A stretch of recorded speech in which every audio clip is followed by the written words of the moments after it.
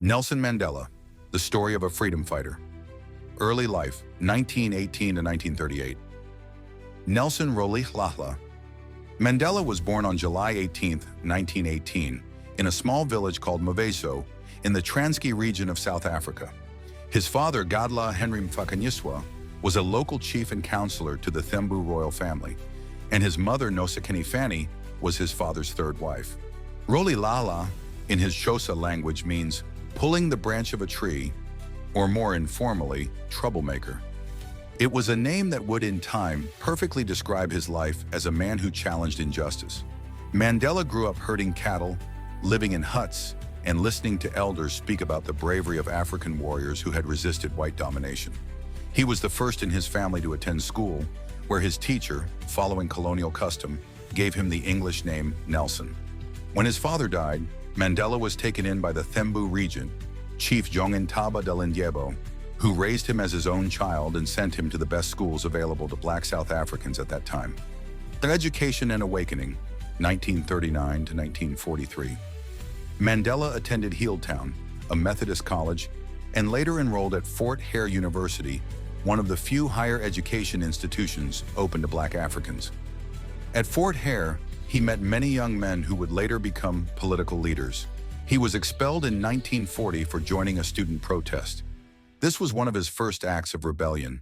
He moved to Johannesburg, where he faced the harsh realities of racial segregation.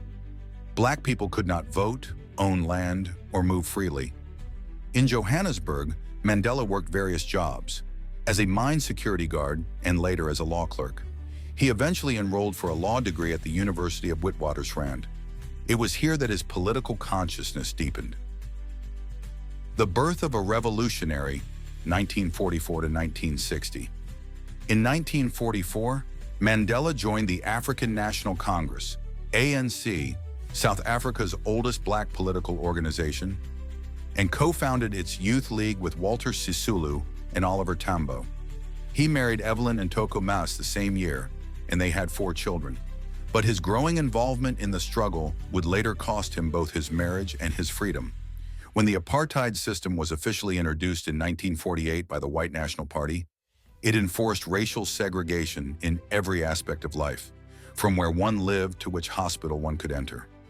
Mandela and the ANC began organizing peaceful protests, boycotts, and strikes against apartheid laws.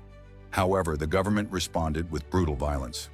The Sharpeville and Going Underground, 1960 to 1962. In 1960, the Sharpeville massacre occurred. Police opened fire on peaceful protesters, killing 69 people.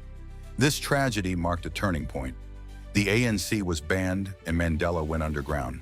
He helped form Umkhonto we Sizwe, Spear of the Nation, the armed wing of the ANC to sabotage government installations, never targeting civilians, but aiming to make the apartheid regime feel pressure. In 1962, Mandela was arrested for leaving the country illegally and inciting workers' strikes. He was sentenced to 5 years in prison. Rivonia trial and life imprisonment, 1963 to 1990. While serving his first sentence, police discovered documents linking him to the sabotage campaign. In 1964, Mandela and other leaders were tried in the Rivonia trial. In his famous "I am prepared to die" speech, Mandela declared, "I have cherished the ideal of a democratic and free society. It is an ideal for which I am prepared to die." The court sentenced him to life imprisonment.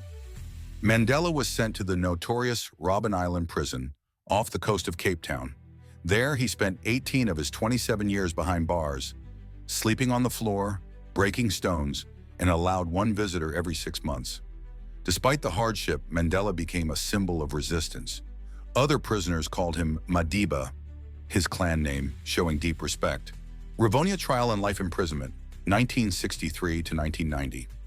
While serving his first sentence, police discovered documents linking him to the sabotage campaign. In 1964, Mandela and other leaders were tried in the Rivonia trial. In his famous "I am prepared to die" speech, Mandela declared, "I have cherished the ideal of a democratic and free society. It is an ideal for which I am prepared to die." The court sentenced him to life imprisonment. Mandela was sent to the notorious Robben Island prison off the coast of Cape Town. There he spent 18 of his 27 years behind bars, sleeping on the floor, breaking stones, and allowed one visitor every 6 months. Despite the hardship, Mandela became a symbol of resistance. Other prisoners called him Madiba, his clan name showing deep respect. Global symbol and release, 1990. By the 1980s, South Africa was under immense international pressure. Protests, sanctions, and campaigns around the world demanded Mandela's release. On February 11, 1990, after 27 years in prison, Nelson Mandela walked free. The world watched as he raised his fist, the symbol of defiance and hope. Path to democracy and presidency, 1990 to 1999. After his release, Mandela led negotiations with President F.W. de Klerk to end apartheid. It was a tense and violent period, but Mandela's calm, forgiveness, and focus on unity helped the country transition to democracy. In 1994, South Africa held its first multiracial democratic elections. Millions of black South Africans voted for the first time. Nelson Mandela became South Africa's first black president on May 10, 1994, at age 75.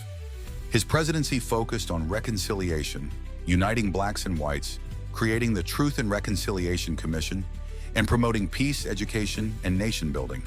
Later years and legacy, 1999 to 2013. After one term, Mandela stepped down in 1999, showing humility and respect for democratic principles, something rare among African leaders at the time. He became a global elder statesman, mediating peace conflicts and advocating for AIDS awareness, especially after losing his son to the disease. In his later years, his health declined, but he continued to inspire millions. His smile, wisdom, and humanity earned him deep love across the world. Death and immortality, 2013. Nelson Mandela died peacefully at his home in Johannesburg on December 5, 2013, at the age of 95. The world mourned the loss of a man who had forgiven his enemies and led his country from darkness into freedom. Over 100 world leaders attended his memorial, including U.S. presidents and global icons, all paying tribute to a man who became a symbol of peace, justice, and resilience. Mandela's eternal legacy. Nelson Mandela's life reminds us that forgiveness is stronger than hate. Freedom is worth every sacrifice. One man's courage can change the destiny of a nation.